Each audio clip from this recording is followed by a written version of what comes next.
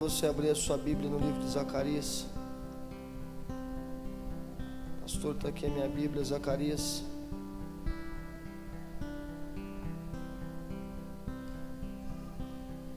Capítulo 7. Se você não trouxe a sua Bíblia, vá acompanhando aí no projetor. Em nome de Jesus. Amém. Vamos lá, diz assim, capítulo 7, versículo 2.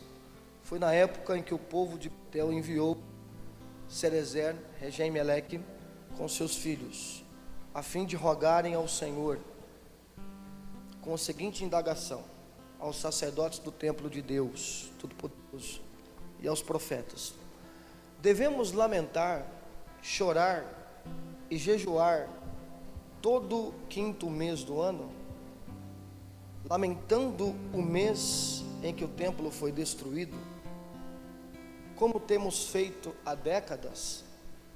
Então a palavra do Senhor dos Exércitos veio a mim, dizendo: questiona a todo o povo desta terra e aos sacerdotes: quando jejuastes e pranteastes no quinto e no sétimo mês, durante estes 70 anos, foi de fato para mim que jejuastes? E quando comeis e bebeis, não é para vós mesmos que comeis e bebeis? Não foram estas palavras que Yahvé proclamou por meio dos antigos profetas, quando Jerusalém era próspera e habitada, com as suas cidades ao redor, enquanto Negueb e toda a região do sul e Cefelá e as planícies costeiras de Judá eram habitadas? E a palavra do Senhor veio outra vez a Zacarias nos seguintes termos: assim diz o Senhor Todo-Poderoso: praticai a justiça verdadeira e demonstrai amor misericordioso e compassivo, cada um para com o seu próximo, e não oprimais a viúva, o órfão, o estrangeiro e o pobre. Ninguém planeje no coração atitudes malignas contra o seu irmão. Eles, porém, não deram ouvidos, sequer aceitaram escutar, mas deram-me as costas e taparam os ouvidos, para não escutar nenhuma das palavras. Amém. A carta de Zacarias foi escrita 520 anos antes de Jesus, algumas décadas depois do povo ter enfrentado uma das maiores vergonhas, quando o povo de Israel recebeu a visita não muito grata dos babilônicos que destruíram Jerusalém. Depois que o templo foi destruído, esse povo constantemente jejuava e lamentava pelo fato do templo ter sido destruído. O templo estava em ruínas. Em determinado momento, os sacerdotes e o próprio povo foi até o profeta Zacarias e foram perguntar a Deus se era da vontade de Deus que eles continuassem todo o quinto mês e todo o sétimo mês fazendo aquele jejum e apresentando ofertas a Deus, orações a Deus, pelo templo que havia sido destruído.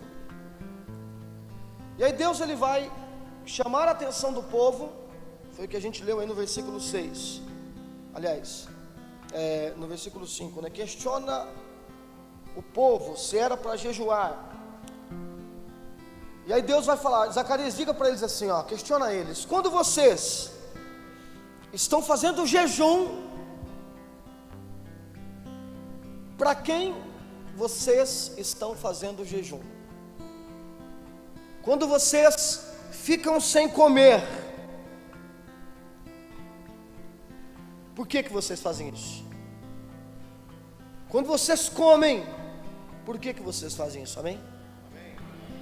Ué, mudou o povo aqui da igreja? Amém? Amém. Pergunte isso para eles. Deus vai dizer o seguinte: não, o que vocês estão fazendo não é para mim, porque ao contrário disso, vocês estão tropeçando em todos os mandamentos que eu deixei, e vocês oprimem as viúvas, os órfãos, os estrangeiros, os pobres, e se esquecem do mandamento que eu deixei, que era para vocês amarem os seus irmãos. Então faz isso. Ao invés de jejuar para mim, ao invés de fazer cultos para mim, vai lá e ama o pobre, vai lá e ama o estrangeiro, vai lá e ama a viúva, o órfão. Queridos, o povo de Israel estava sendo duramente criticado por Deus através do profeta Zacarias, por sua conduta hipócrita, por sua conduta artística, porque eles haviam transformado o jejum. E é importante falar que o jejum, ele era uma ferramenta extremamente útil para uma vida de devoção e de piedade a Deus, mas eles estavam usando esta ferramenta transformadora, que era para promover intimidade e relação com Deus. Eles estavam usando isso da pior forma possível, apenas como um ato religioso e um ato formal. O povo de Israel caiu numa expressão que eu chamo de formalismo religioso. Só o Douglas está participando aí. Tem apresentação aí? Tem? Tem aí ou não tem? Então vai pondo aí para os irmãos. Os irmãos acompanhar de uma forma mais didática. Formalismo religioso. A Bíblia vai dizer, o apóstolo Paulo vai dizer que nos últimos tempos haveriam tempos difíceis, tempos complicados, tempos complexos. Não seria fácil a pregação do Evangelho. Eu tenho comigo que hoje nós vivemos parte desses tempos difíceis. Os homens seriam amantes de si mesmos, os homens seriam imorais, perversos, vaidosos, egoístas, mercenários. E uma das coisas que ele vai chamar a atenção é que os homens teriam aparência de piedade. Ele vai dizer isso para Timóteo, em 2 Timóteo 3,5. Aparência de piedade, todavia negando o seu real poder. Ele vai falar: Timóteo, se afasta deles. Se afasta deles. Aparência de piedade, mas negando o seu real poder. O poder do quê? O poder da piedade. Ou seja, parece ser piedoso, mas não é piedoso. O que é piedade? Piedade é uma ação religiosa que consagra o homem a Deus. Ele tem uma vida piedosa, ou seja, uma vida devota, uma vida sincera, de esforço, de relacionamento com Deus. Ah, mas parece ser de Deus, mas nega o seu real poder. O formalismo religioso, queridos, nada mais é, formalismo dentro do cristianismo, nada mais é do que uma ênfase nos costumes, nas práticas, nas observâncias. Ou seja, é uma ênfase, é uma prática no que nós chamamos de costumes culturais evangélicos, mas negando o seu real significado. De uma forma mais resumida, é todo o conjunto sistemático de valores que os cristãos possuem. É isto ser exercido, mas que de uma forma vazia, sem sentimento, ou melhor, mecanizada. Você está entendendo isso, não está, irmão? Porque esse texto que a gente leu em Zacarias, se você for concluir se alguém é de Deus ou se ela não é de Deus, pelo simples fato dela jejuar, Pode ser que todo mundo ia concluir, não, eles são de Deus porque eles jejuam. Se você for concluir que alguém é de Deus ou não é de Deus porque ele ora, alguém poderia dizer, não, eles são de Deus porque eles oram. Aliás, Jesus ele vai chegar para os fariseus e vai dizer assim, vocês são dizimistas, mas vocês estão errados. Não, mas como é que pode? Eu jejuando, eu orando, eu ofertando, ou como a igreja de Éfeso, eu trabalhando, mas meu serviço está sendo comprometido e eu não estou agradando Deus naquilo que eu faço? Queridos, o maior problema para a igreja cristã, aliás, o maior não, um dos problemas para a igreja cristã na atualidade é justamente esse: se ela cair no formalismo cristão. E o formalismo cristão não é quando você para de vir da igreja. O formalismo cristão não é quando você tira do seu status que você não é mais cristão, o seu status da sua rede social. O formalismo cristão não é quando você para de cantar músicas de adoração a Deus. O formalismo cristão não é quando você deixa de ler a Bíblia. O formalismo cristão não é quando você deixa de evangelizar as pessoas. O formalismo cristão é quando você faz isso, mas Deus não encontra essência nisso. O formalismo cristão é quando você faz todos esses ritos, quando você cumpre todo este cerimonial, quando você cumpre todo esse sistema de valores que são precisos. Nós precisamos sistematizar a vida cristã. Nós precisamos de jejum, de oração, de oferta, de entrega, de evangelismo, tudo isso. Mas o formalismo cristão é quando eu faço isso, mas de acordo com o que Paulo falou para Timóteo, mas negando a sua real eficácia, o seu real poder. Eu faço isso de uma forma robotizada, eu faço isso de uma forma mecanizada, eu faço isso sem sentimento. E pode ser que as pessoas, ao observar isso, elas identificam isso como se fosse a coisa mais bonita possível. Mas a questão é, quando eu estou fazendo algo para Deus, como é que Deus está enxergando isso? A questão não é como as pessoas estão enxergando, as pessoas não veem como Deus vê. A Bíblia vai dizer que Samuel, quando viu o primeiro filho de Jessé, disse, esse é o futuro rei de Israel. Deus disse, não é ele. Vai passando todos os filhos, porque eu não vejo como o homem vê. E o futuro rei de Israel nem estava ali. A escolha de Deus não era a escolha dos homens. Então pega o outro, o que eu escolhi não está aí, vai procurar ele, por favor. Por vezes a nossa aprovação, o nosso elogio, por vezes os aplausos da plateia são justamente uma prova que nós não estamos agradando a Deus. E a questão para você nesta noite aqui, querido, é prática. Você deve concluir a respeito disso. Você tem caído no formalismo cristão ou não? Por que você está na igreja hoje? Porque eu comecei o culto aqui falando das pessoas que não vieram. Beleza, as que não vieram, não vieram. Mas pode ser que alguns de nós que estamos aqui dentro era melhor nem ter vindo. Porque pode ser que eu e você estamos aqui simplesmente com um objetivo. Estou aqui porque eu estou na minha escala. E a minha escala de servir a Deus é no culto de quinta-feira e no culto de domingo. Irmãos, quando o Senhor Jesus ele vai dizer para a mulher samaritana que Deus estava à procura de adoradores que o adorassem em espírito e em verdade, Deus não estava querendo dizer que não havia adoradores. Haviam adoradores, mas adoradores que não adoravam da forma que Ele queria. Preste atenção que eu vou te fazer uma pergunta agora. Como é que está sendo a tua oração? A oração que você faz a Deus. Como é que está sendo a canção que você canta a Deus? Como é que você tem cantado?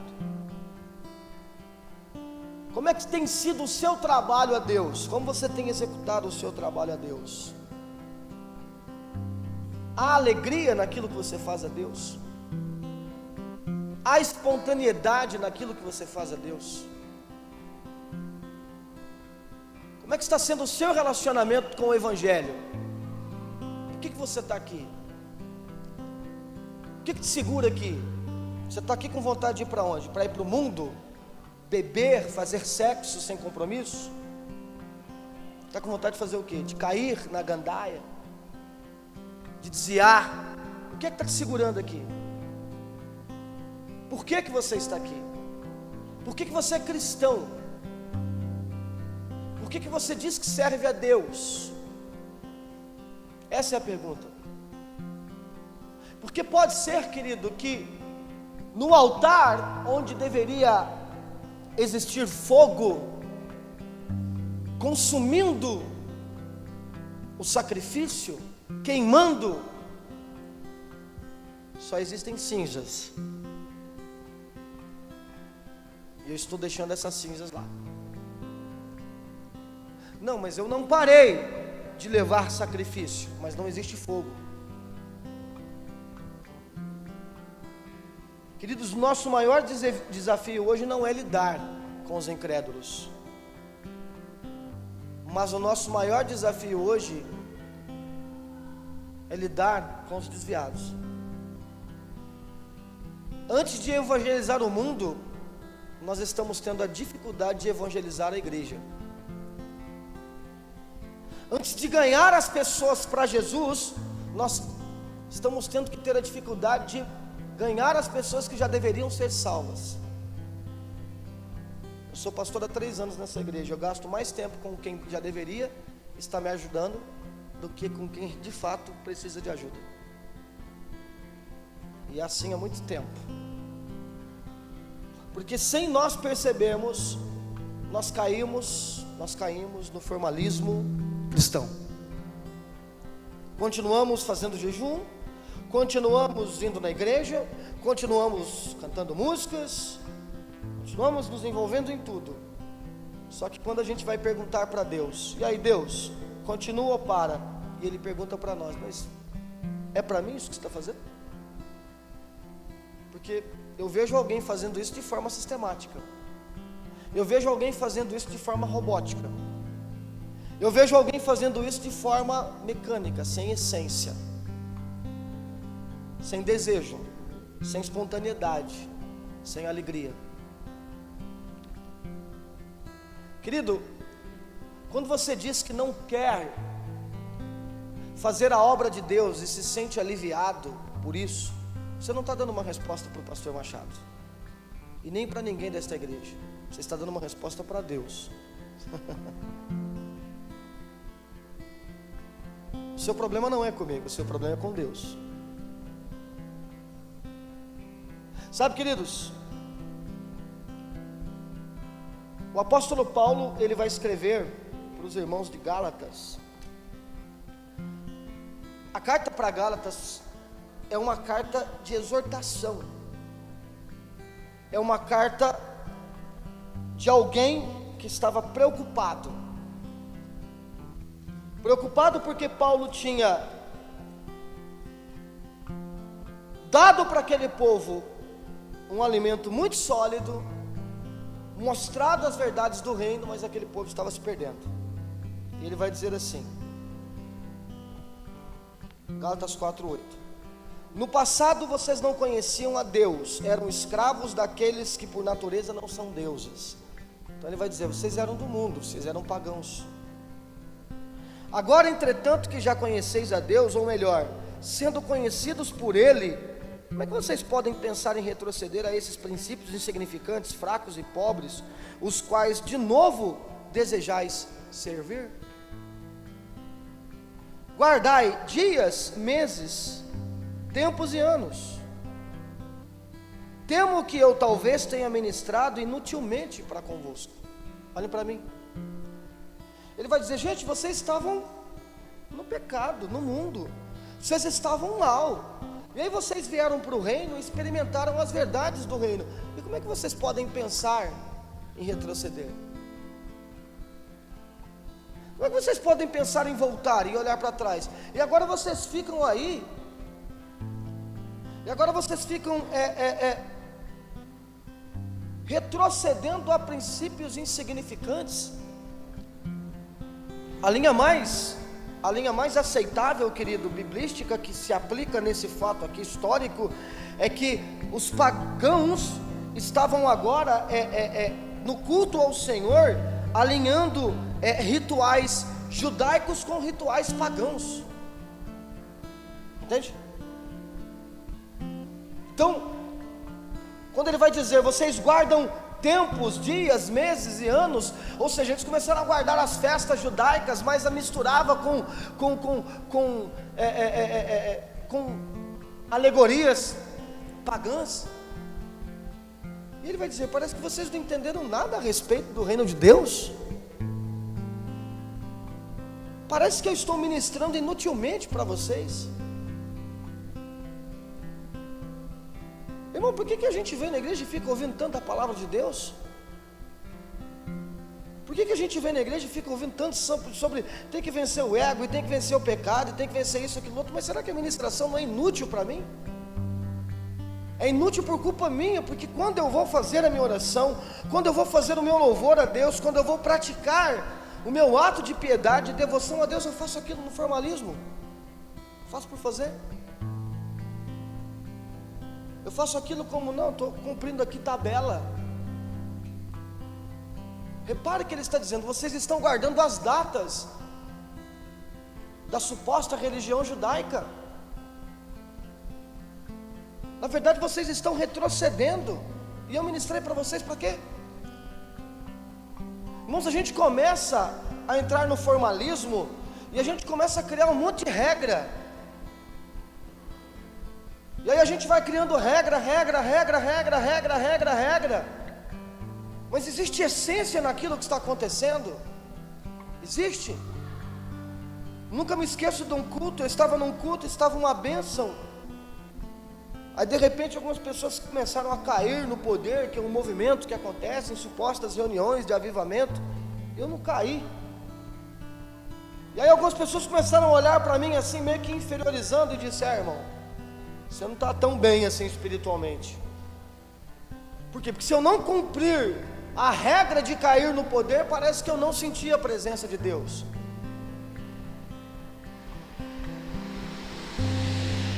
E a gente começa então a formalizar. A gente começa a formalizar sistemas que nós criamos, e a gente agora começa a lutar para cumprir aqueles sistemas que a gente criou, e coloca a essência do Criador de lado.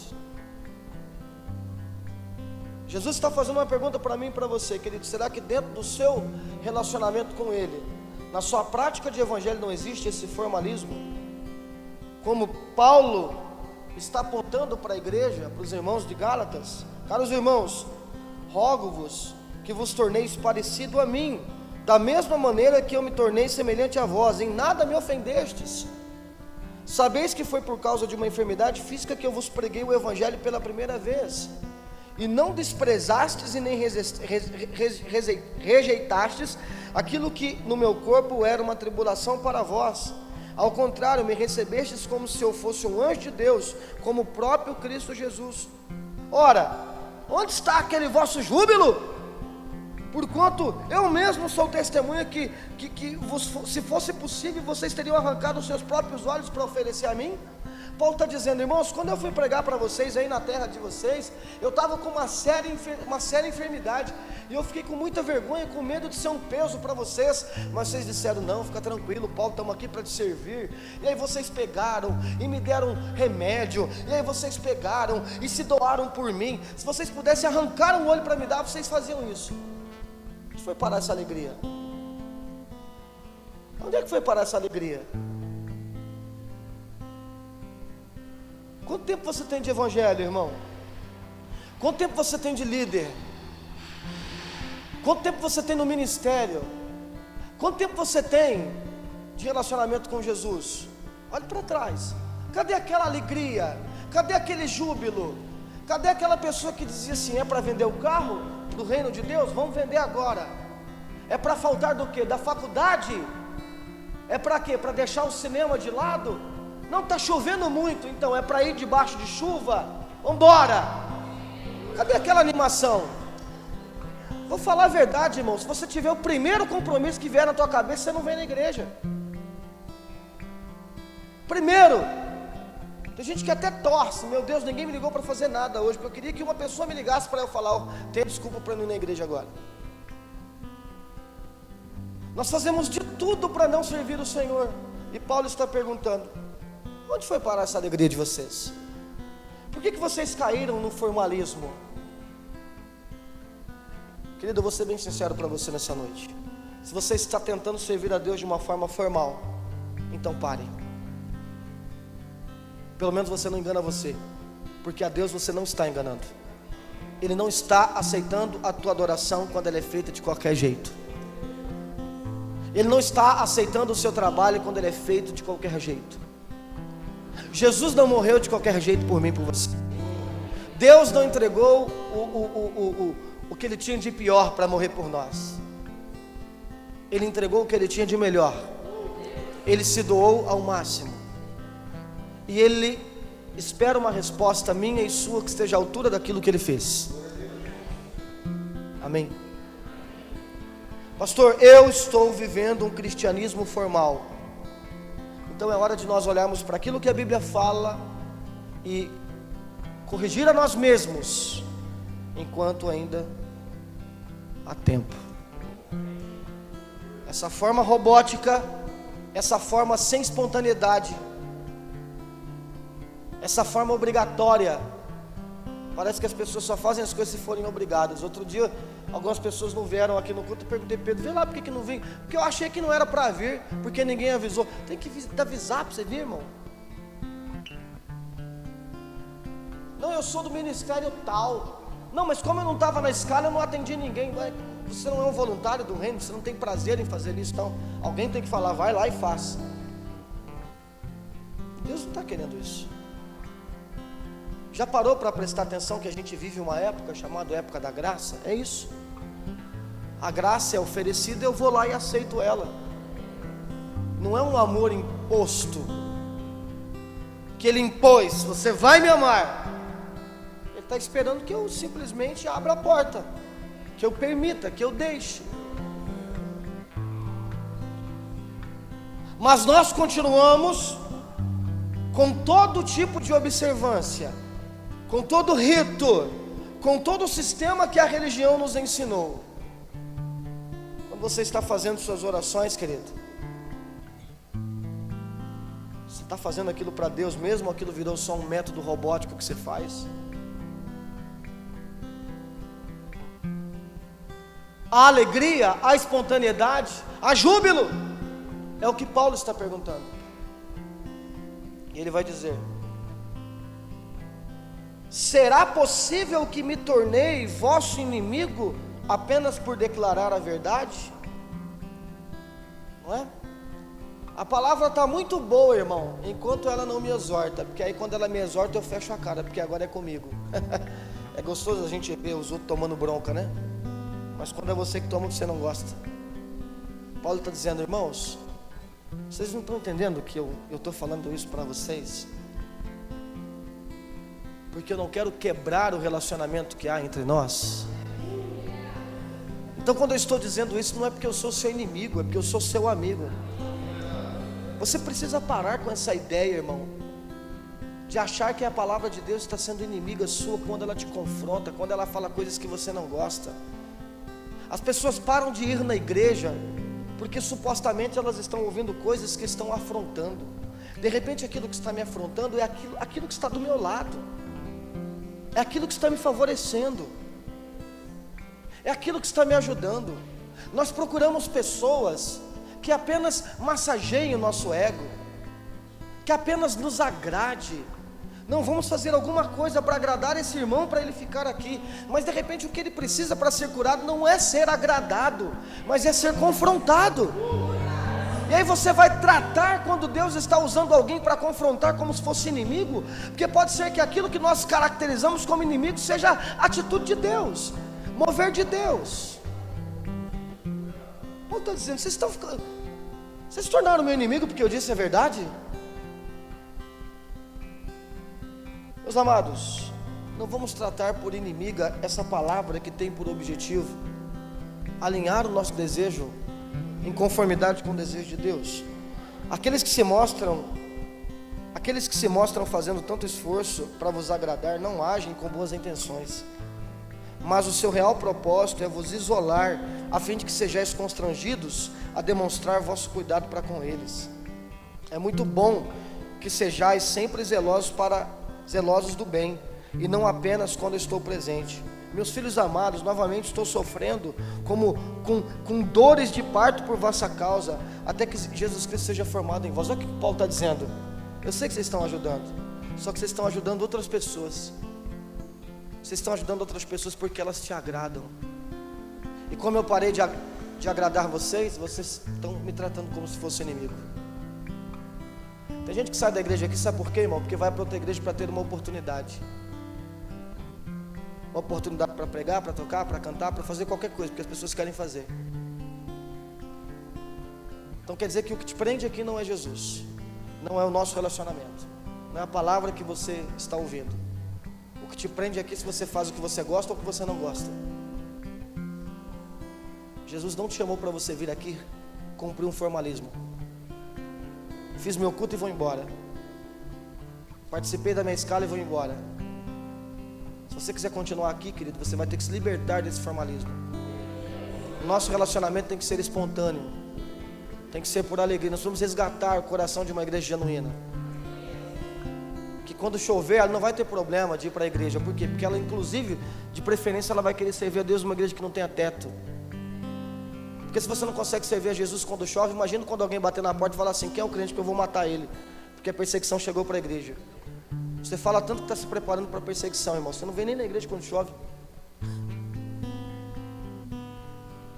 Está falando isso por quê? Está falando porque eu vi a foto, irmão. Estava lá evangelizando no Nordeste. Por que o povo não foi na igreja? Porque estava chovendo. Como assim?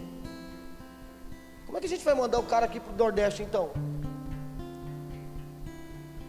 Pregar para uma pessoa e um calango, que é o que tem lá. E agora? Irmão, a gente precisa se libertar desse formalismo cristão. Desse vou na igreja quando der, quando não, estou servindo a Deus em casa. Não, querido, a questão não é se você está servindo a Deus em casa. A questão é se você está servindo o próximo. Porque Deus não te chamou para servir a Ele, Deus te chamou para você servir o próximo. E é quando você está servindo o próximo que você está servindo a Deus. Não estou servindo a Deus em casa. Se você não está servindo o próximo, querido, você está se enganando. Melhor desligar então e assistir televisão. Amém? É isso que o Paulo está dizendo aqui. O que é que vocês querem para você? Alguém que fica bajulando você, para você servir a Deus?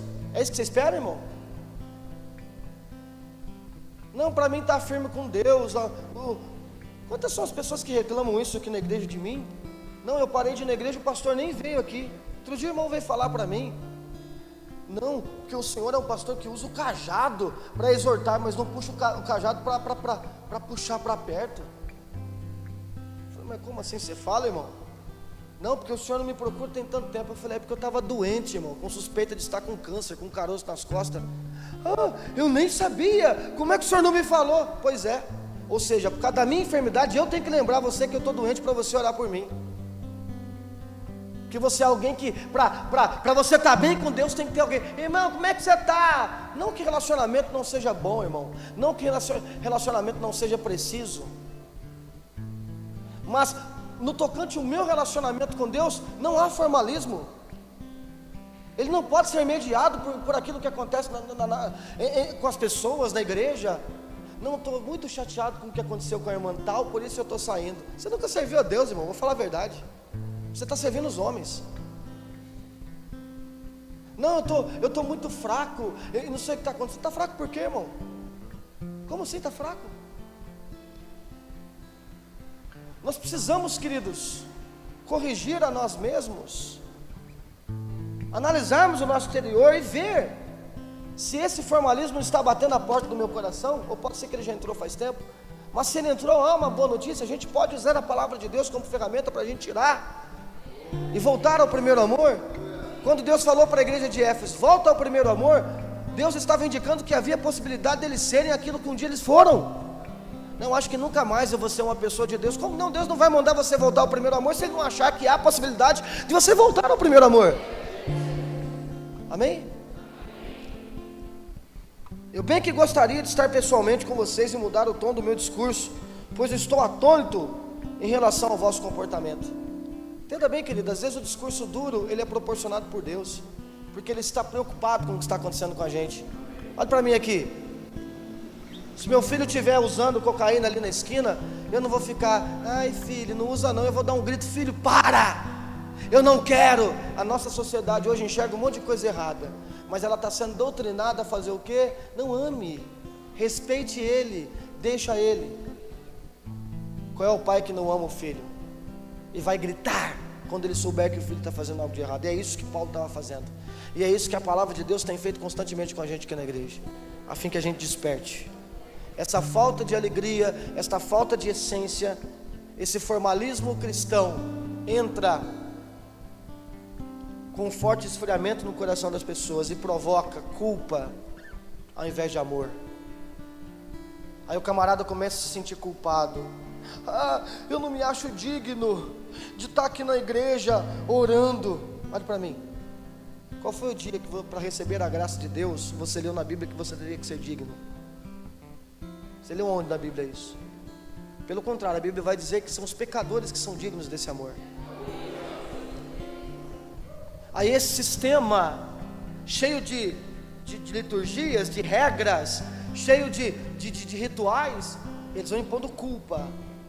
Lembra do pastor? Não caí no poder, então tem alguma coisa de errado, ao invés de liberar amor.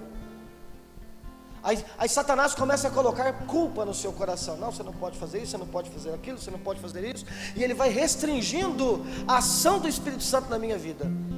Quando na verdade, se eu estivesse sentindo a presença do Espírito Santo em mim, ele estaria alargando a fronteira do amor no meu coração. E cada vez mais ficaria destacado os meus pecados para que eles fossem perdoados. Aí você se esconde na sua culpa. Por quê? Porque se eu contar o meu pecado, o que vai acontecer? Todo mundo vai me julgar. Claro que vai todo mundo julgar, porque é todo mundo hipócrita. Porque se a gente vivesse um amor genuíno da parte do Espírito Santo, não teria esse problema. Então pode contar o seu pecado para o outro. Por quê? Porque eu creio que o evangelho aí é verdadeiro, e eu vou ser perdoado, porque o perdão é para o pecador, o perdão não é para o santo. E aí ele começa a colocar o quê? O desempenho no lugar do relacionamento. E esse é o nosso maior problema. O formalismo cristão coloca o desempenho no lugar do relacionamento. Então, aonde é que tem um desempenho melhor, é ali que eu fico. Com as pessoas que têm um desempenho melhor, é com elas que eu fico. Eu não estou preocupado com relacionamento. Já pensou se Jesus fizesse isso? Ele não teria insistido com Pedro, ele não teria insistido com João, ele não teria insistido com Tomé. Para que ele ia falar, olha aqui, põe a mão aqui, plantar batata, eu vou arrumar outro que acredita no que eu estou dizendo. Nós vamos substituindo as coisas, e é muito fácil substituir, quer ver? Sai da igreja hoje, tem pelo menos umas 50 igrejas nesse bairro aqui. Eu nunca vi lugar para ter tanta igreja igual no Brasil. Tem umas 50 igrejas melhores do que essa para você ir. Você vai para lá, não aconteceu nada, você finge que está tudo bem, é até melhor do que aqui, e pronto, você está fazendo a vontade de Deus. Por quê? Porque é assim que acontece. A gente substitui o relacionamento pelo desempenho. Nessa igreja eu me sinto melhor, com esse povo eu me sinto melhor. Provavelmente porque no outro lugar o Senhor Jesus queria te curar de alguma coisa que você não deixou. O formalismo, o sistema, a liturgia, as regras. O teu eu entrou em cena e falou, opa, aqui não, isso aqui eu não faço. Amém, irmãos?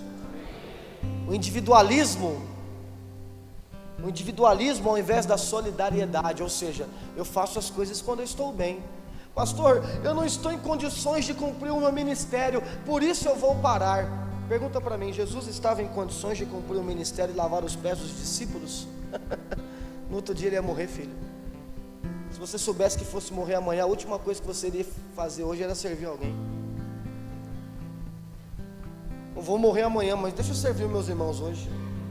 Aí a gente fica fixado nos nossos problemas. Tem problema com a minha mãe, tem problema com meu pai, tem problema com não sei quem. Então Deus falou, estou pouco se importando com o seu problema. Eu te coloquei na terra como o meu reflexo.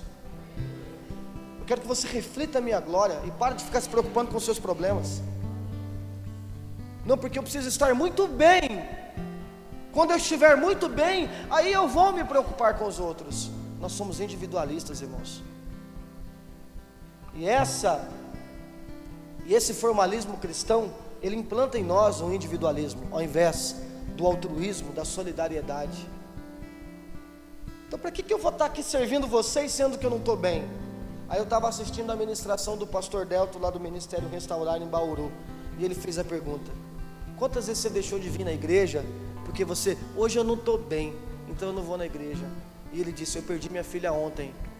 Tem alguém aqui com um problema maior que o meu? Ninguém ousou levantar a mão.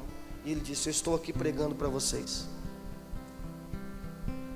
Quando você tem problema, irmão, você pouco se importa se você está ajudando os outros ou não. Nós somos assim. Nós deixamos de lado tudo que a gente está fazendo supostamente para Deus, para cuidar da nossa vida. Jesus não foi assim. A história do cristianismo mostra muitas pessoas que não foram assim. Pessoas que, perseguidas pelo comunismo, que tinham seus filhos abusados, filhas lançadas de salões e morriam, de salões altos e morriam, mas continuavam servindo a Jesus, porque entenderam o propósito do cristianismo, que é amar o próximo como a si mesmo, que é colocar a causa do outro à frente da minha causa, que é deixar o meu eu de lado e colocar o eu de Cristo à frente. Ninguém lembra de mim, pastor, alguém lembra de você. Ele justamente colocou você para se lembrar dos outros, porque Ele quer lembrar de você. Mas pelo simples fato de você se lembrar tanto de si mesmo, Deus não pode fazer nada. Ele falou: até queria lembrar dele, eu até queria fazer algo por ele, mas deixa ele tomar conta da vida dele, né? Porque eu queria que ele tomasse conta da vida de outras pessoas, para eu cuidar da vida dele. Mas ele assumiu a responsabilidade da vida dele, então deixa ele. Amém, queridos? Quem está entendendo isso em nome de Jesus? Aí esse formalismo cristão, ele vai mostrando que nós somos imperfeitos, que nós somos pecadores, e a gente tem que parar, que a gente não pode, tal, que não, é melhor fazer direito do que, é melhor não fazer nada do que fazer de qualquer jeito. Quando na verdade, querido, o amor de Cristo, ele não mostra a nossa imperfeição, mas ele mostra o quão longe a gente pode chegar pela obra redentora de Jesus Cristo na cruz, mostrando que os nossos pecados não são maiores que o perdão que Ele proporciona a nós. Esse formalismo cristão implanta no coração dos irmãos apatia e negligência, ao invés da voluntariedade. O que a gente vê hoje são pessoas apáticas. Pergunte para a Liliana, eu estava no Nordeste, ela é de lá, da região onde eu estava, fui com o esposo dela. Igrejas apáticas, igrejas vivendo como se Jesus já tivesse voltado, igrejas achando que já cumpriram o ID. Nosso ministério está assim, você está assim, pessoas apáticas. Você entra na sua escola, parece que você entrou num convento, e das 50 pessoas, das 20 pessoas que estão lá, todas são salvas. Aquele teu amigo gay, ele vai para o inferno. Aquele teu amigo de trabalho vai para o inferno. E você não está fazendo nada porque você é apático. Você é um cristão dominado por um formalismo cristão. Você está preocupado com o filme que você gosta. Você está preocupado com a roupa que você gosta. E uma alma que está do seu lado. Nos últimos 20 anos, repare como aumentou drasticamente o número de pessoas que se suicidam. Há 20 anos atrás não existia Setembro Amarelo. Hoje nós precisamos de campanhas para conscientizar as pessoas para não se matarem. A doença do século 21 é a depressão. As pessoas estão se matando e você, como cristão, vivendo como alguém apático. O que é que aconteceu com você? Será que ninguém precisa ser salvo? Ao invés de nós estarmos lutando pela possibilidade para ganhar alguém, é o contrário, está passando na sua cabeça a possibilidade de você se perder. Por que nós entramos nesse formalismo? Por que nós estamos falando que, não, eu amo a Jesus, eu sou um cristão, eu sou uma cristã, Deus ama todo mundo, uma ova que Deus ama as pessoas, permitindo que elas vá para o Ele me chamou para ser um instrumento de doutrinação, de exortação, com uma palavra na boca, se arrependa, experimente a vida eterna, mas eu estou apático, mas eu sou negligente. A melhor coisa que a igreja do Senhor pode fazer isso hoje, irmãos, é isso. Uma igreja que está respirando pelos aparelhos, é voltar a clamar, a dizer: eu sou uma terra seca, derrama água sobre a minha vida, chuva sobre a minha vida, para que eu volte a respirar, para que eu reviva. Amém, amados? Quantos creem nisso em nome de Jesus? A gente tem exemplo na Bíblia para isso. Lembra do jovem rico? O que eu faço para herdar a vida eterna? Vende tudo que você tem, dá aos pobres, e você vai ter a vida eterna. Só que Jesus tinha falado para ele antes: cumpra os mandamentos. Só que ele já cumpria. Sabe qual é o nome disso? Formalismo cristão, formalismo religioso. Ele já cumpria todos os mandamentos, só que agora ele precisava, sabe do que? De essência, para dar atividade ao que ele já fazia. A cultura cristã a gente já pratica, irmãos. Agora a gente precisa colocar espírito nisso. Vontade, amor, espontaneidade, desejo. E para fazer isso, o que eu faço então? Dá tudo para os pobres. Ou seja, coloca o seu desejo em segundo plano. Deixa prevalecer a minha vontade. A vontade de dar tudo para os pobres não partiu do jovem rico. A vontade de dar tudo para os pobres não partiu de alguém que deu uma ideia. Jesus falou: o que você acha que ele tem que fazer? A partir de dar, a ideia de dar tudo para os pobres partiu de Jesus. É isso. Se eu já estou cumprindo a religião, então agora é hora de eu permitir que a ideia de Cristo encontre prioridade no meu coração. Porque o outro, lá em Lucas 10, 25 e 37, o outro doutor da lei foi perguntar para Jesus: então, o que eu faço para ter a vida eterna? Jesus vai dizer a mesma coisa: ama o próximo. Porque na parábola contada do bom samaritano, tanto o levita como o sacerdote não quiseram contato com o homem que estava prestes para morrer, mas um samaritano quis. Um samaritano desejou gastar todo o seu dinheiro, o seu trabalho, o seu investimento para salvar uma pessoa. Amém? Por vezes nós estamos com roupas de cristãos, temos nome de cristãos, mas não estamos dispostos a pagar o preço de um cristão, como fez o bom samaritano. Para terminar a ministração, querido, quando a gente leu lá em Gálatas, lá em Zacarias, quando Deus ele rejeita o formalismo religioso deles, Ele vai dizer: cuida para mim deste quarteto vulnerável. É o título dessa ministração: quarteto vulnerável e a formalidade da igreja.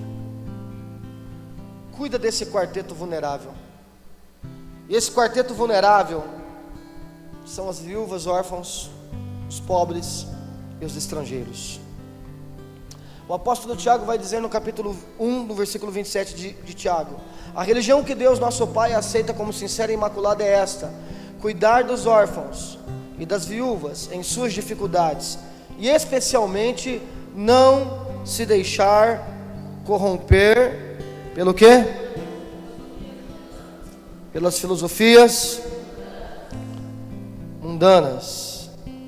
Amém? Do que o apóstolo Tiago está dizendo?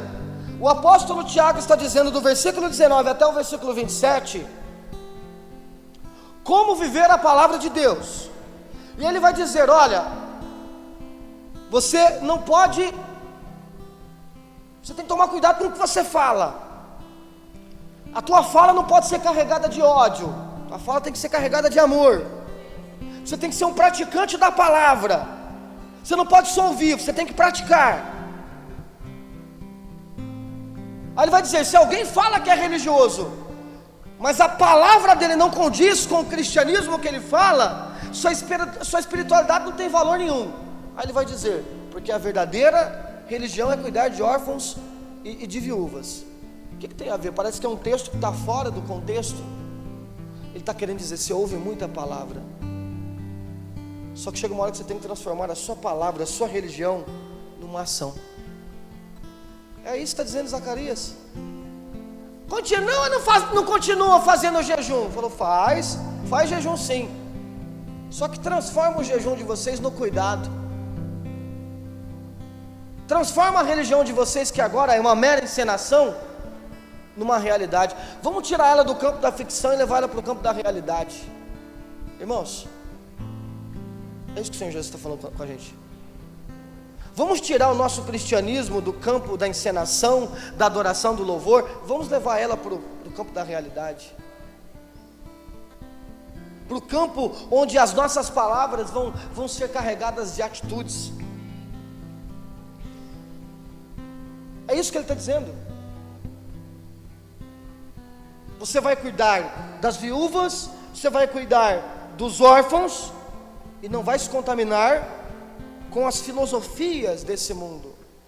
Ele está destacando a importância do ato do amor ser baseado na palavra que a gente ouve. Por quê? Porque o ato de servir é um ato espiritual. Por que ele está dizendo? Não se deixa contaminar com as filosofias que estão aí, irmãos, porque o mundo começa a nos contaminar e a reinventar comportamento cristão, e a gente cai nesta onda, e ao cair nesta onda, a gente também cai no formalismo cristão. Não, o negócio é ajudar o pobre. Não, o negócio é ajudar o órfão. O negócio é amar. Não, o negócio é cumprir a palavra. Cumprindo a palavra, eu estou amando o próximo. Amém? A chamada é: cuide das viúvas, cuide dos órfãos, cuide dos pobres, cuide dos estrangeiros. Esse é o quarteto vulnerável da Bíblia. A Bíblia inteira, de Gênesis a Apocalipse, vai destacar que, seja judeu, seja cristão, ele tem que se destacar no cuidado por essas 4 classes de pessoas: viúva, órfão, estrangeiro e pobre. Você vai ver isso no Velho Testamento, na Torá, no livro de Salmos, você vai ver no Evangelho, você vai ver nas epístolas dos apóstolos, você vai ver no ministério de Jesus, essas 4 classes de pessoas ganhando destaque no cuidado. E por que viúva? A viúva é uma mulher que perdeu o cuidado do esposo, e no contexto cultural da época, o marido era o que provia as necessidades da mulher. Será que nós não temos uma sociedade hoje que vive como uma noiva sem marido? Então nós temos que apresentar o noivo, e o noivo é Jesus. Nós estamos apresentando o noivo, que é Jesus, para estas futuras noivas. Elas sabem que são noivas, elas são purificadas pelo lavar da palavra de Deus. Ou seja, quando eu estou servindo ela, eu estou servindo ela com a palavra de Deus. Amém? Para transformar, o nosso ato de amor tem que ser um ato transformador. A menina falou para mim assim: não, porque eu amo os gays, pastor, porque Jesus amaria. Sim, Jesus amaria os gays, só que na hora que ele estivesse amando, ele estaria lavando com a sua palavra, porque o ato de amar dele era um movimento que ele fazia na palavra. Então ele estaria transformando aquela pessoa. Foi isso que ele fez com quem? Com a prostituta. Foi isso que ele fez com quem? Com a mulher que tinha 5 maridos. Foi isso que ele fez com todos. Ele amava, e no ato de amar, ele confrontava purificando. Só que o formalismo cristão entrou dentro da igreja. É por isso que você vai em tudo quanto é lugar, e a gente não consegue salvar ninguém. Todos os nossos relacionamentos a gente não salva ninguém, porque até o nosso ato de amor não é um ato espiritual.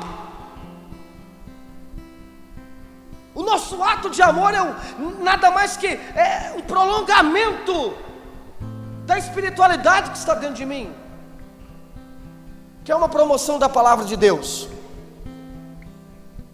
Senão a gente para, irmãos.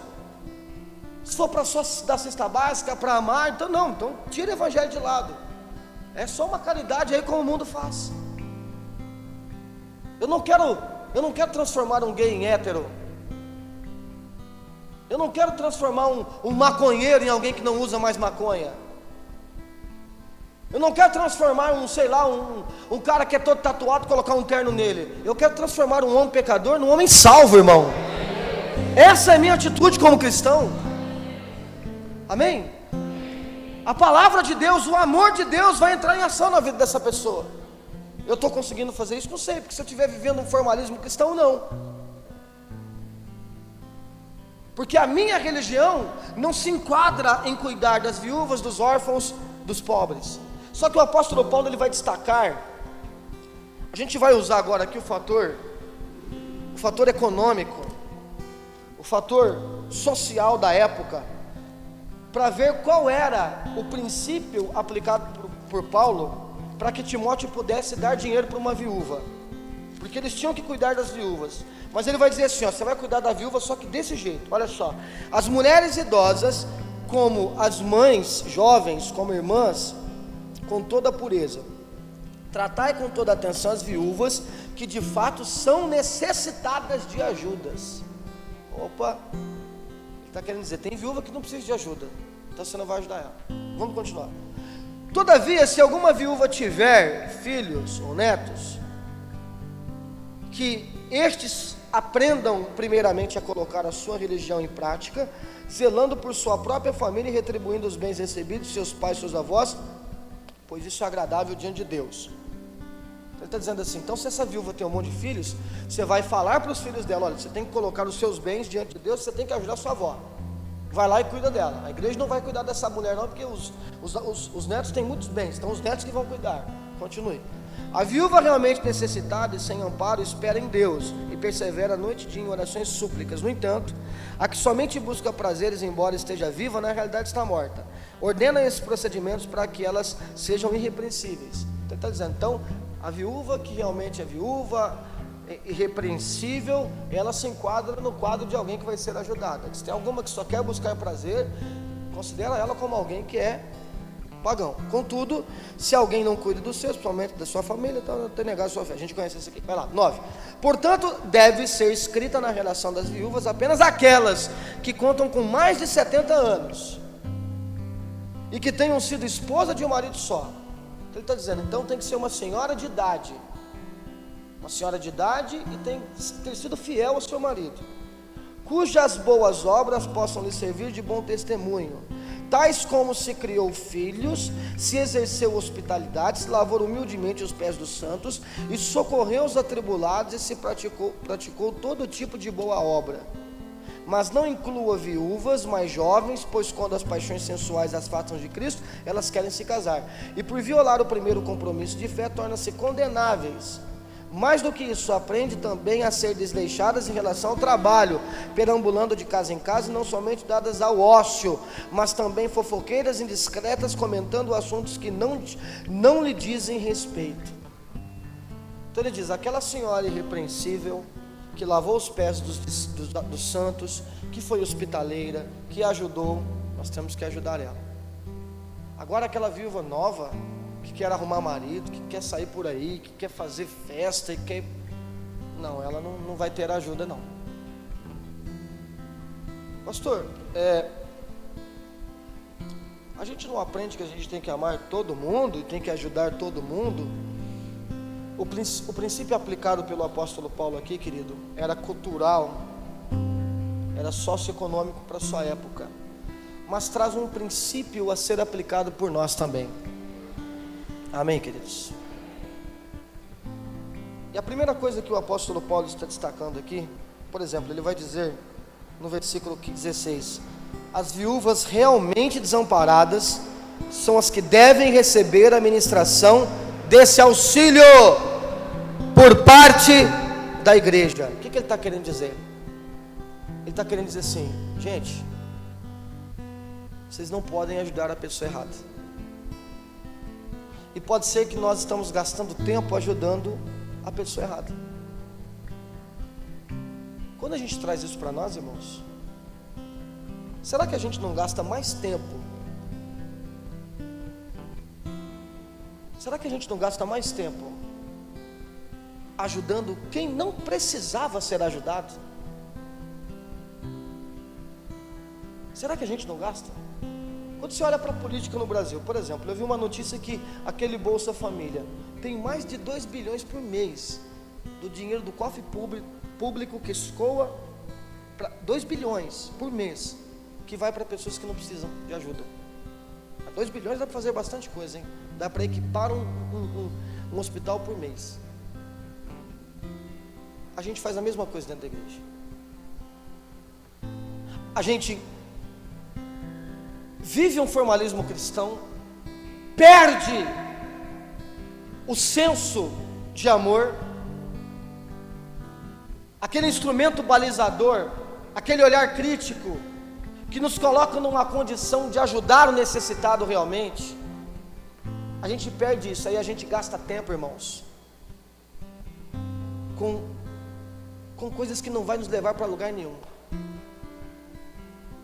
Quantas das vezes, irmãos, nós gastamos tempo resolvendo coisas da igreja, com irmãos que já deveriam ter superado há muito tempo esses conflitos, e o pecador que estava realmente precisando de ajuda, a viúva realmente que está lá, está perdido. Amém?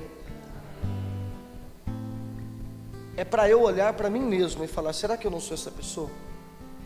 Que ao invés de promover um auxílio para o reino de Deus, eu promovo uma dor de cabeça. Era para eu chegar e falar aqui: eu estou aqui no reino, envia-me a mim. Só que eu sou o contrário, eu sou alguém que estou atrapalhando alguém de ser enviado. Amém, queridos? Quem está entendendo isso? A gente gasta tempo debatendo, né? Vamos debater sobre escatologia, vamos debater sobre isso, se pode isso, não pode aquilo. A gente está perdendo tempo com o que, irmão? Aí ele vai dizer aqui, tem um princípio aqui, ó. Existe um tipo de viúva que foi tão fiel, que foi tão caridosa, e ela vai ser honrada. Esse é um princípio, querido, de retribuição. É um princípio de retribuição. Que aqueles que se doam por lavar os pés em suas necessidades serão retribuídos. Mas dentro do nosso formalismo, nós fazemos isso? Nós fazemos isso? Meu primeiro problema, irmão, eu saio pedindo oração para todo mundo. É incrível como tem gente aqui na igreja que, se tiver um problema, a primeira coisa que ela faz é ligar para a Juliana e gasta lá 2, 3 horas de aconselhamento. Depois sai. Melhorou a vida, irmão? Dá só um toque aqui para falar: beleza, melhorou. A gente não consegue aplicar a prática da retribuição, irmãos, de mostrar que eu estou sendo ajudado, mas eu me proponho a ajudar. Seja sincero para você, irmão, quanto que você se doa pelo reino de Deus? Quanto que nós nos doamos pelo reino de Deus, irmãos? Nós temos tempo para tudo, nós temos dinheiro para tudo, nós temos ânimos para tudo. Quando se refere às coisas de Deus, eu não tenho dinheiro para nada, eu não tenho tempo para nada, e eu não tenho ânimo para nada.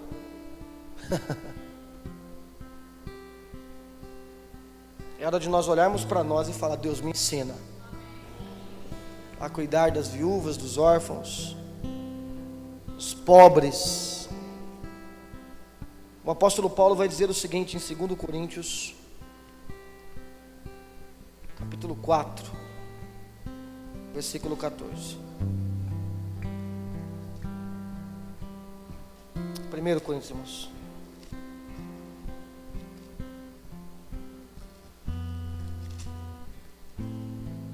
Não vos escrevo dessa forma com a intenção de vos envergonhar, mas para vos advertir como filhos amados.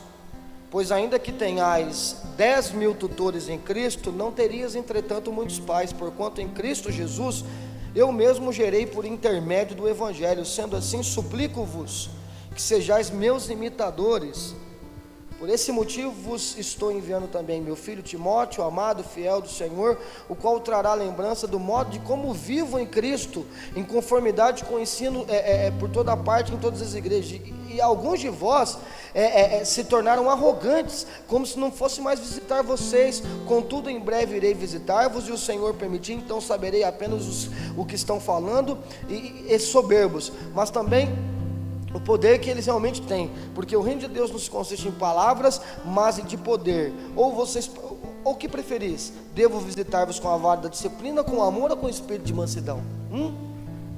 Olha aqui, o nome disso é paternidade. Ele está dizendo aí, cuida dos órfãos. O nome disso é legado de paternidade, irmãos. Outro dia alguém falou assim para mim: esse pastor tem 1000 e tantos filhos espirituais.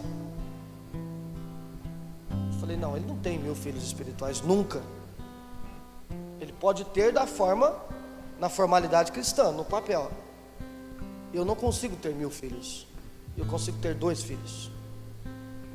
Porque filho dá trabalho pra caramba. E aqui está o nosso problema, irmãos. A gente não quer exercer paternidade, por quê? Porque dá trabalho. Paulo está dizendo assim, vocês podem ter muita gente aí, mas vocês só têm um pai. Vocês podem ter muitos mestres, mas você só tem um pai. A gente vive hoje uma sociedade, irmãos, cristã, que existem muitos mestres. Por exemplo, você sai da igreja, você já vai para casa e liga o YouTube, e tem um pastor que prega 70.000 vezes melhor que o seu pastor, porque ele estudou em Harvard, porque ele nasceu em família rica e foi estudar nos Estados Unidos, e tem dinheiro, e tem conhecimento, e tem estudo, e você absorve um monte de entendimento. Ele não é o teu pai.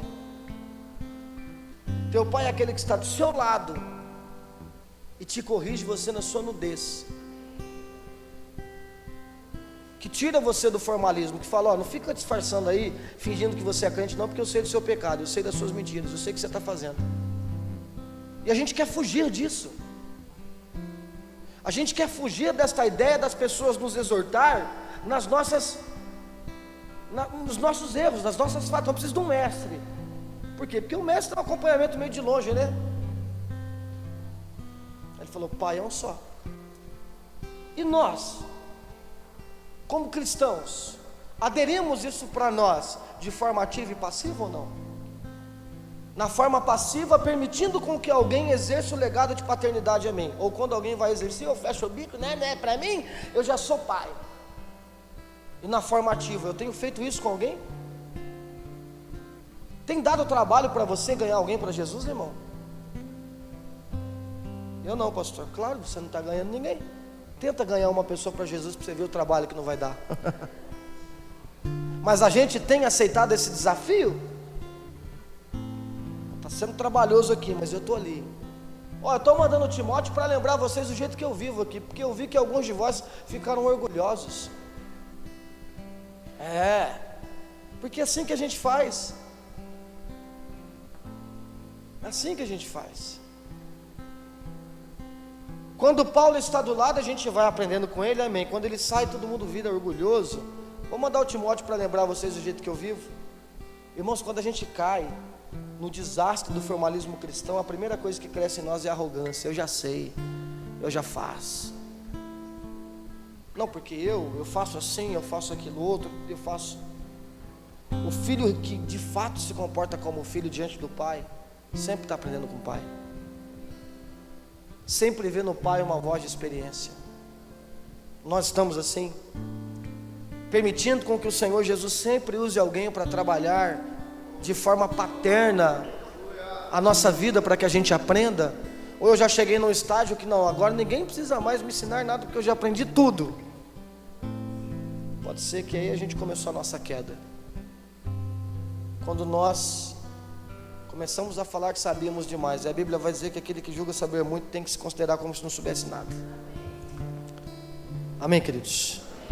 Em João 12,6 Jesus vai dizer, em João 12,6, a Bíblia diz que a mulher lavou os pés de Jesus e Judas ficou nervoso. Porque esse bálsamo perfumado não foi vendido por 300 denários aos pobres?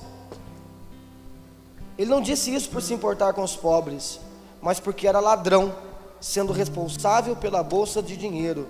frequentemente ele tirava o que nela tinha sido depositado. Olhe para mim. Cuidar dos pobres. Olha aqui. Jesus senta, vem a mulher, lava os pés de Jesus. Quando Judas viu o dinheiro que estava ali, ele ficou nervoso. Podia dar para os pobres. João diz, ele não queria cuidar dos pobres. Quando ele fala cuidar dos pobres, isso tinha um grande significado, porque provavelmente ele viu Jesus dizendo para o jovem rico, dá aos pobres. Então agora ele quer usar a ideologia de Cristo, do serviço social de Cristo, do ato de servir o próximo que Cristo tanto falava. Sabe para quê? Para embasar o egoísmo que ele tinha dentro dele. Estou falando de Judas. Esse mesmo João escreveu, se alguém possuir recursos materiais, observando o seu irmão passando necessidade, e não se compadecer dele, como é possível o amor de Deus permanecer nele? Pastor, eu sou salvo. Como é que você pode ter a cara de pau de falar que é salvo, e tem alguém do lado de você que não é salvo, e você não faz nada por ela? Como é que eu posso ser cara de pau e falar que Deus é amor e o amor dele habita em mim? Está em alguém em depressão do meu lado, eu nem oro por ela. Eu não passo de um hipócrita que cumpre uma religião cheia de formalismo cristão, irmãos, e que fico apontando para o pobre, falando, está vendo, o pobre teria que ser ajudado, mas na verdade eu quero me promover em cima do pobre. Os partidos políticos, não todos, mas alguns no Brasil fazem isso, usam o pobre como massa de manobra para se promover e lucrar em cima deles. Mas por vezes a igreja do Senhor também faz isso. Quantos são os cantores que se promovem em cima do nome de Jesus? Quantos são os pastores que se promovem em nome de Jesus? Quantos de vocês que estão aqui querem ter um ministério para promover o teu ego em cima do nome de Jesus? E o evangelho de Jesus não é para eu ser promovido, é o contrário, eu serei um instrumento para promover esse evangelho. Se eu não tomar cuidado, este formalismo cristão entra no meu coração. E agora eu quero usar o pobre, ou seja, o princípio ensinado por Jesus para servir, eu quero usar aquilo para me promover. Quem é que nós estamos promovendo quando nós cantamos? Quem é que nós estamos promovendo quando nós oramos? Quem é que nós estamos promovendo quando nós evangelizamos? Quem é que nós estamos promovendo quando nós entregamos um alimento para o pobre? Pode ser que a gente esteja promovendo a nós mesmos. Vamos se libertar desse formalismo. Jesus quer mais que uma religião. Jesus quer mais que um ritual. Ele está esperando espírito e verdade. Amém, queridos? Cuide dos estrangeiros. Ou, como isso aqui me chama a atenção, cuide dos estrangeiros. A Bíblia vai dizer o seguinte, Deuteronômio 10: circuncidai, pois, o vosso coração espiritual, retirando toda a obstrução carnal, e deixar de serem submissos e teimosos. A circuncisão do Espírito Santo já estava sendo cobrada por Deus lá atrás na Torá, irmãos. Circuncida o coração, porque vocês estão circuncidando aí o órgão masculino. Circuncida o coração. Jesus está chamando a igreja do Senhor e está falando, o ritual de ser crente, de falar como crente, de se vestir como crente, do marketing de crente, você já está cumprindo, mas agora vamos cumprir isso na essência, no âmago, no interior. Ser crente por fora pode ser que eu estou sendo, mas agora ele está dizendo, vamos ser crente por dentro. Ser salvo por fora eu já estou mostrando, vamos ser salvo por dentro agora. Amém? Circuncida o seu coração, pois o vosso Deus é Deus dos deuses e soberano dos soberanos, é o único e grandioso Deus, poderoso e temível, que não age com parcialidade e nem aceita presentes e ofertas para torcer a justiça. Ele defende a causa do órfão, da viúva, e ama o estrangeiro, provendo-lhe alimento e vestimenta. Portanto, amareis o estrangeiro, porque fostes igualmente peregrinos na terra do Egito. Amém? O que é estrangeiro? Estrangeiro é alguém que não está em sua terra natal, Quem que é o imigrante? Quem que é o forasteiro? É alguém que está em terra estranha, é alguém que não sabe nada da cultura local, é alguém que não sabe a língua nativa, é alguém que tem dificuldade para se relacionar com as pessoas que estão ali. Você que já teve a oportunidade de sair do Brasil, você sabe a dificuldade para se encaixar numa cultura local. E ele está dizendo: você vai fazer o seguinte, você vai se aproximar desse estrangeiro e vai servi-lo. A Bíblia diz em Efésios: portanto, nós não somos mais estrangeiros, nem imigrantes, pelo contrário, somos concidadãos dos santos e membros da família de Deus. O que a palavra de Deus vai nos ensinar, irmãos, é que nesta terra nós somos peregrinos, nós vivemos como estrangeiros, mas no mundo celestial nós não somos estrangeiros, lá nós somos nativos. No coração de todo homem nasce o desejo de eternidade. Por quê? Porque ele nasceu a partir da eternidade. A terra não é o nosso lugar definitivo, aqui nós somos imigrantes, nós somos nativos do céu, nós somos nativos de Deus. E o que ele está dizendo? Agora você sabe desta cultura, e você vai entrar num lugar onde tem muitos imigrantes, onde tem muitos forasteiros, e você vai ser como um pai, você vai ensinar ele a falar a língua do céu, você vai ensinar ele a agir como se comporta na cultura de Cristo. Do que adianta você andar com o mundano, sendo que você não passa nada para ele? Pelo contrário, você que absorve as mazelas e os erros que ele faz. Quando você andar com o mundano, querido, Jesus desejava que você acrescentasse algo de valor na vida dele, mas do contrário, quando nós andamos com o mundano, é ele que acrescenta o pecado em nós, porque a religião que nós cumprimos é só da igreja de domingo e quinta-feira, quando vem de quinta, e quando não chove de domingo. É mais do que isso. Ele nos chamou para servir nesse mundo que está aí. No formalismo que nós vivemos, nós não conseguimos servir. Amém? Vai lá. Aquele cara é um imigrante, aquele cara é um forasteiro. Vai como um pai. Quem é o pai, quem é a mãe? Ensina a falar. Papai, mamãe. Ensina a falar. Pai tem paciência. A gente tem nosso filho Levi. Ele é diferente do Daniel em algumas coisas.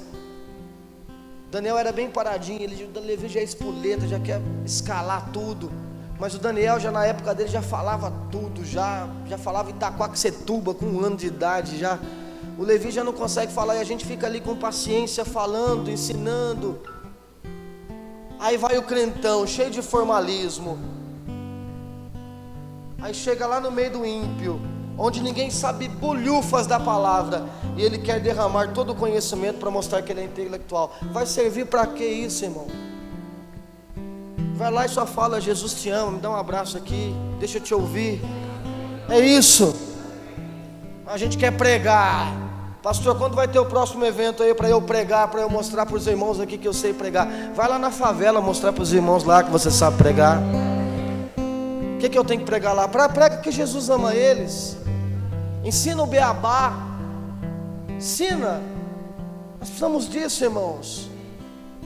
Nós precisamos levantar missionários que vão se espalhar por esse mundo aí, pregando um evangelho simples do Senhor Jesus e com paternidade, com desejo de formar cultura cristã. Vai ensinar as verdades do reino, com amor, com essência. Tem tido essência naquilo que eu e você temos fazido para Jesus, temos feito, perdão, aquilo que eu e você temos feito para Jesus? Tem tido espontaneidade, desejo, alegria? A Bíblia fala: exortai-vos uns aos outros no tempo que se chama hoje. Se você tiver oportunidade de exortar alguém, a começar da sua casa, ou se você permitir que esta palavra te exorte, ore hoje em nome de Jesus. Mas diga para Deus: Deus, eu estou prestes a viver um cristianismo formal, só uma religião. Já viu aquele católico já? Estou falando mal de católico não, viu? Tem muito católico aí, quer dizer, muito mesmo, que tenho feito muito pelo reino de Deus, mais que alguns cristãos acham que fazem, tá? Mas já viu aquele católico que você fala para ele assim: você é o quê? Eu sou católico. Qual a última vez que você foi na igreja? Ele fala: não, nunca nem fui na igreja. Tem muito cristão assim. Você é o quê? Eu sou cristão. Ainda bem que Jesus não está ali fisicamente, né? Senão ele faria assim, ó. Não é verdade? É hora de nós examinarmos a nós mesmos e transformar aquela música em oração. Eu quero voltar à essência da adoração. Quero voltar ao início de tudo. Encontrar contigo, Jesus. Rever meus conceitos e valores. Eu quero reconstruir. Eu quero voltar ao primeiro amor.